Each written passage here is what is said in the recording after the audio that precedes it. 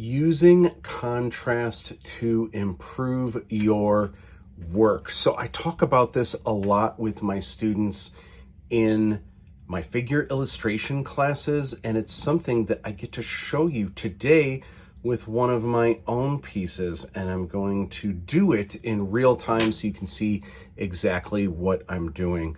So a lot of times in my figure classes, what happens is I'll have a student that illustrates a piece that looks really good. It's got a figure on their paper, but a lot of times it's the figure just floating on the page with no background, and so it's just this weird figure that's just kind of floating in the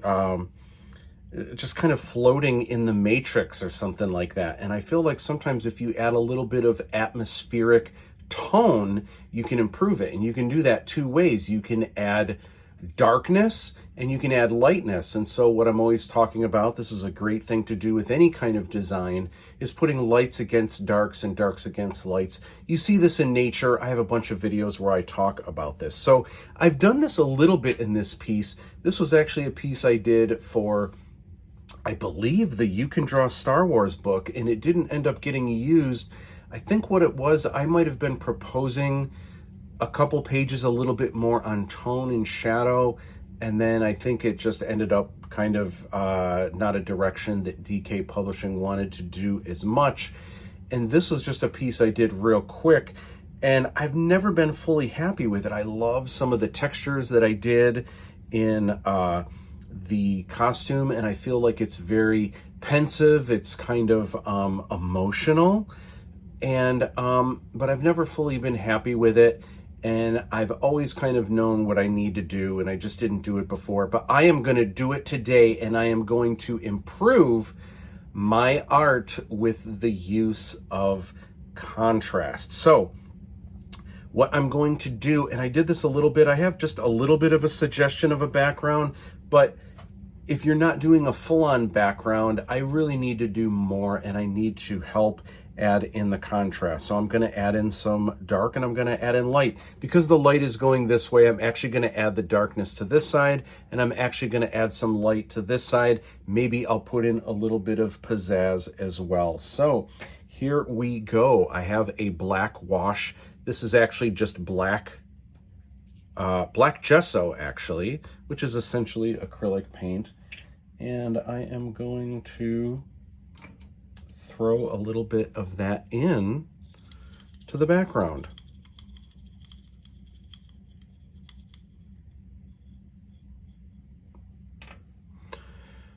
Whoa, that's really dark. That's really dark, but that's okay.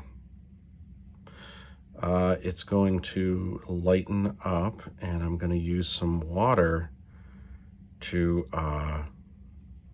help that.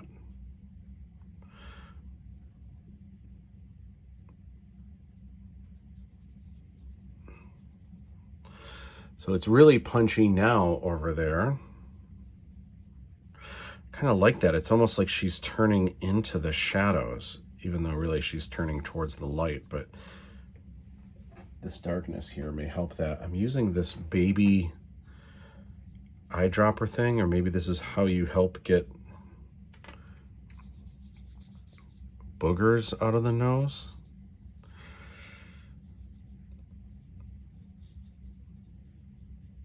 So this is going to help the wash kind of move away.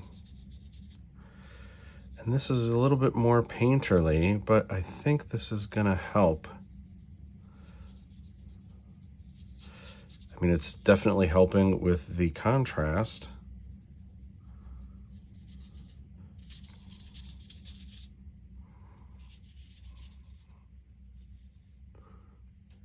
It's definitely helping already. You see how it's pushing the figure forward?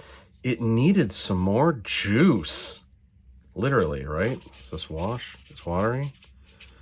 See what I did there?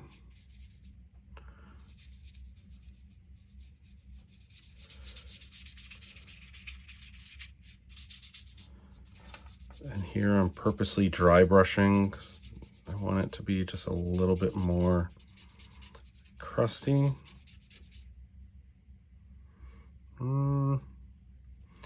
Maybe just a pinch more. up here, and a pinch more of the eyedropper up here.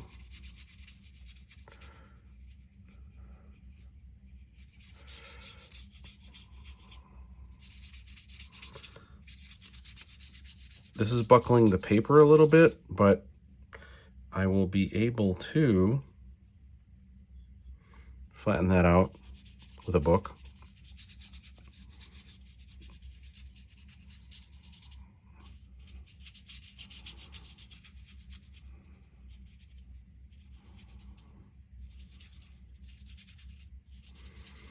I may use color pencils to help this a little bit, maybe, maybe not.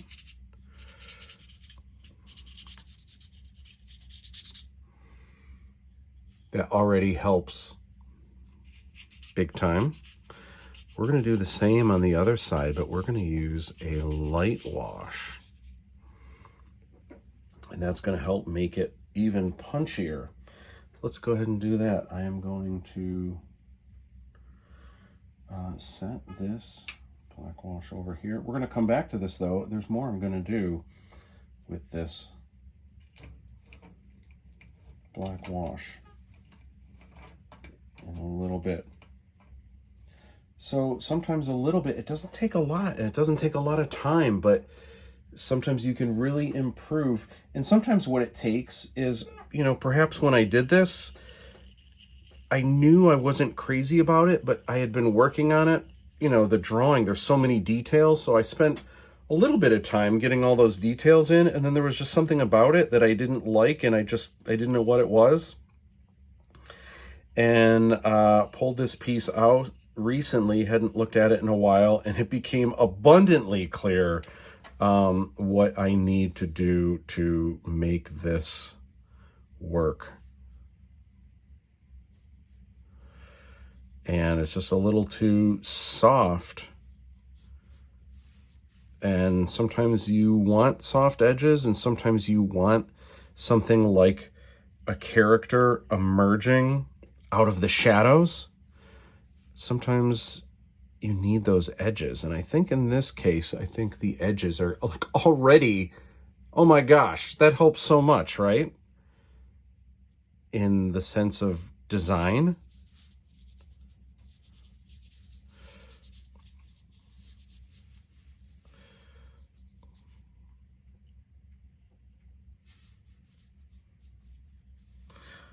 We're going to use that eyedropper again over here, I believe, to help kind of fade this out a little bit.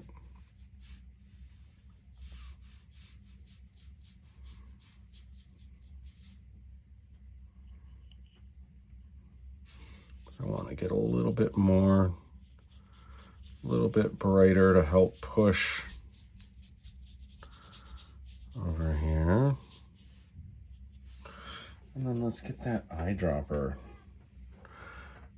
cooking a little bit. Let's see what happens with that.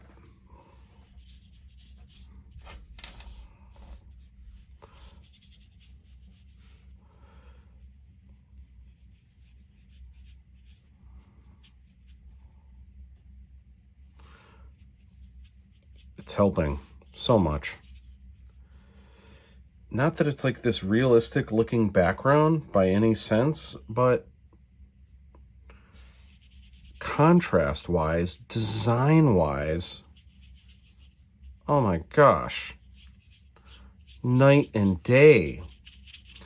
So I'm suggesting that to my students a lot in figure illustration, where you've got this limited amount of time, and sometimes, especially when it's down to the wire and you're trying to make more of it, maybe it's not really a finished illustration, but maybe you can just go in real quick and add in some tone, and like, it's not like that is really helping render the figure, but it's not just about the figure. It's about creating an image that's pleasing to the eye.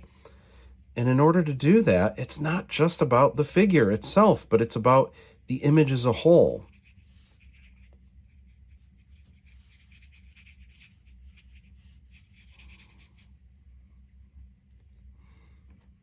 A little bit of water in there to just kind of smooth this out.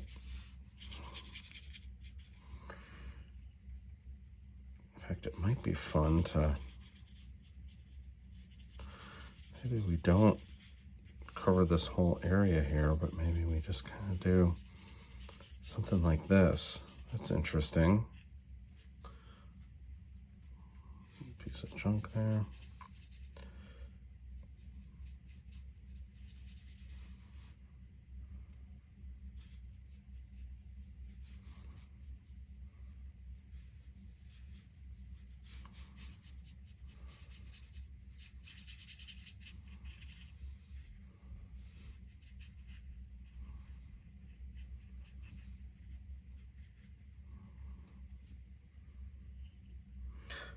All right, this helps quite a bit. It almost looks like she's glowing though, and I don't want her to be glowing, so I'm going to bring a little bit more light over here. Sometimes you want to be careful when adding darkness or when adding lightness. If you just follow the edges, it'll look like it's a laser glow around them, and you don't want that. It has to be a convincing tone that appears to be in the background. And right now I think it's just kind of hugging her head a little bit too much.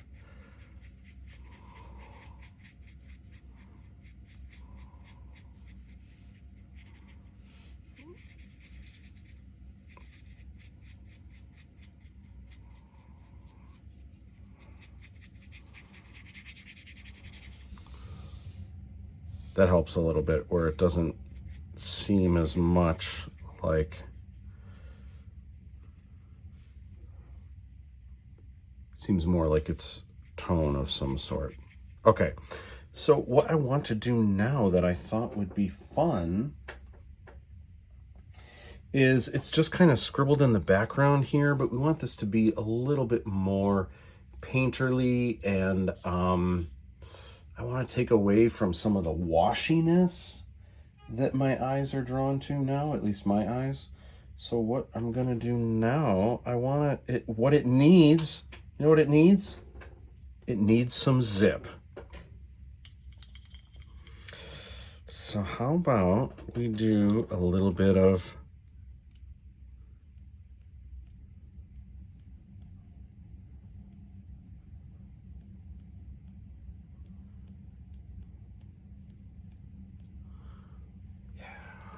zip.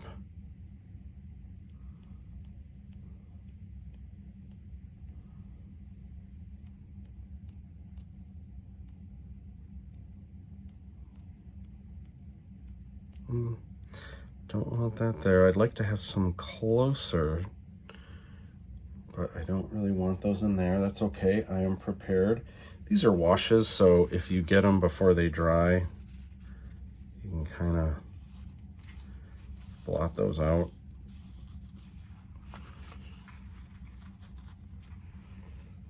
There we go. I like that. I like that a lot. Okay, now I'm going to do the same thing on the other side, and I'm going to use white. And I think that's going to help. It's just going to give it a little zip, and it's just going to, it just makes it a little artsy, and it kind of adds a little texture and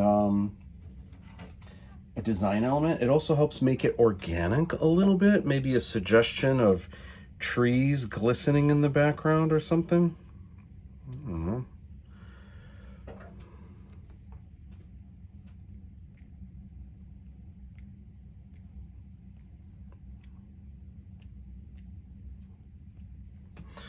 I don't want these little spots on there as much, so relatively quickly up, and I don't want to scrape. Oh, look at that. Happy accidents, right? Are they happy? You know what? It's art. I'm going to call them happy.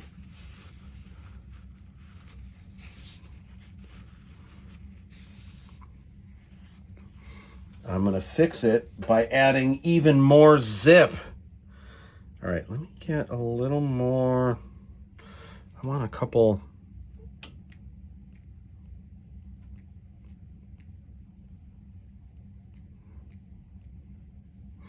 Probably should have waited for the black zip to dry, but that's okay.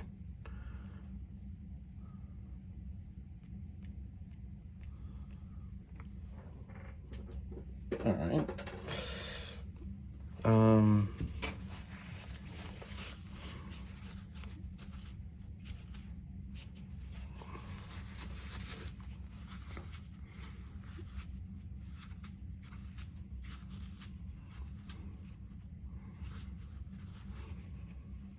Nice. All right, that is looking good. I think that side looks great. I need to fix these because I got some weird splotches going on. So I am going to, I think I'm going to fix them by adding a little more zip on top, and then hopefully you'll focus more on the zip and not those weird squigglies from me accidentally wiping it. Let me also wipe this. There's a big little splotch there. I'm already digging this. I think this helps so much from what it was before. Okay, let me go back to the brush that has my dark wash.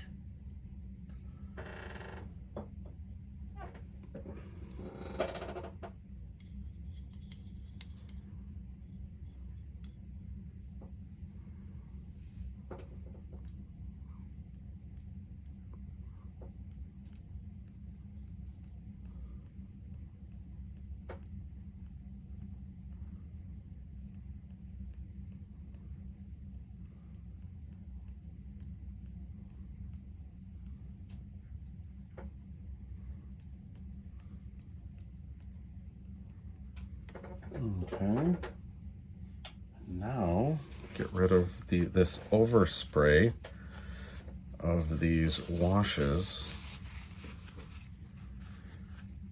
I'll blot those out.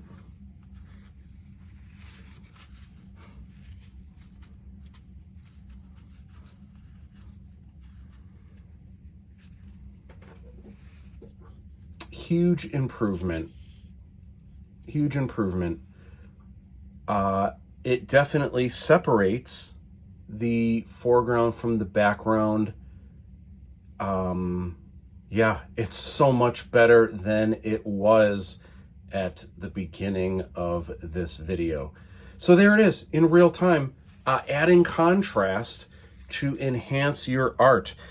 There are a number of ways to do this, not just in the background, but in general. You want to take a look at your work and emphasize, you know, there's two contrasts that I did here, and I didn't talk about the other one.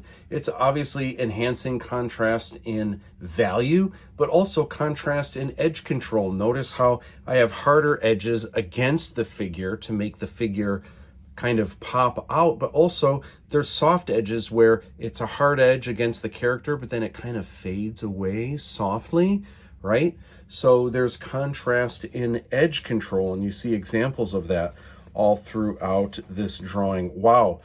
So I'll tell you what, I kind of hated this drawing before, but now I kind of love it. Oh my gosh, this is a really nice piece now. And it was just very simply giving it some zip, but just giving it some oomph with contrast. All right, gang, thanks for hanging out with me while I improved this piece. Hope you enjoyed it. Hope you got something out of it. Implement it into your own work. And have a great week. I will see you guys next time.